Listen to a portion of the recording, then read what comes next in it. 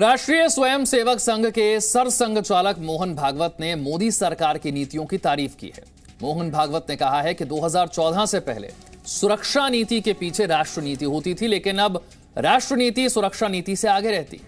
मोहन भागवत ने आरोप लगाया कि आजादी के बाद वीर सावरकर को बदनाम करने की मुहिम चलाई गई। दरअसल उनका इशारा कांग्रेस की ओर था।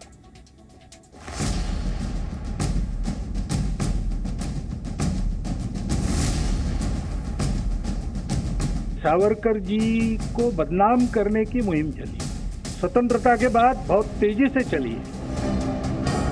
राष्ट्रीय स्वयंसेवक संघ के सरसंघ चालक मोहन भागवत ने बिना कांग्रेस का नाम लिए स्वतंत्रता सेनानी वीर सावरकर को बदनाम करने का आरोप लगाया। मोहन भागवत ने एक लेखक की टिप्पणी पर सहमति जताते हुए कहा कि अभी वीर सावरकर और संघ के खिलाफ बयानबाजी होती है।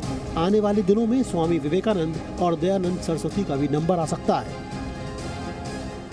सावरकर जी को बदनाम करने की मुहिम चली।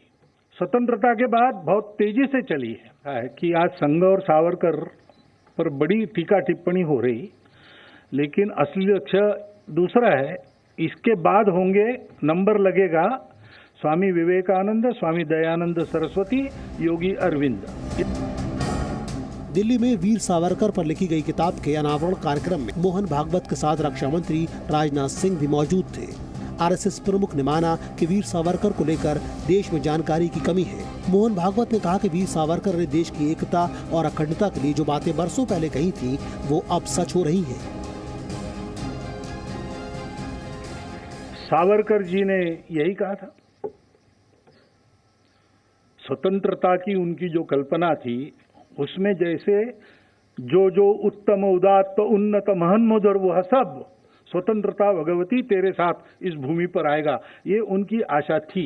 उन्होंने बहुत गहन विचार करके बातें कही थी। एक के बाद एक उनकी भविष्यवाणी सत्य होती हुई हमने अनुभव की है। स्वतंत्र भारत हुआ तब उन्होंने कहा कि युवाओं का मिलिटराइजेशन होना चाहिए, क्योंकि हमको लड़ना पड़ेगा। एक तो देश खंडित हुआ है, शांति के लिए देश के विभाजन को हमने मान्यता दी, लेकिन ये सदा की झंझट मोल ली हमने। मोहन भागवत ने माना कि पहले जब देश पर हमला होता था तो उसके खिलाफ कार्रवाई इसलिए नहीं होती थी कि दुनिया क्या सोचेगी, लेकिन 2014 के बाद से सब कुछ बदल गया है। अब भारत की राष्ट्र नीति सुरक्षा नीति से आगे रहती है। लेकिन अभी तक यही चल रहा था कि सुरक्षा नीति चलेगी परराष्ट्र नीति के पीछे पीछे। इसलिए कोई कुछ कर रहा है, नहीं, चुप रहो, क्योंकि दुनिया क्या कहेगी। 14 के बाद पहली बार अनुभव आ रहा है कि परराष्ट्र नीति सुरक्षा के पीछे पीछे चलती है। मोहन भागवत ने एक बार फिर दोहराया कि भारत में जो भी बाहर से आया है, उसे भारत ने अपनाया।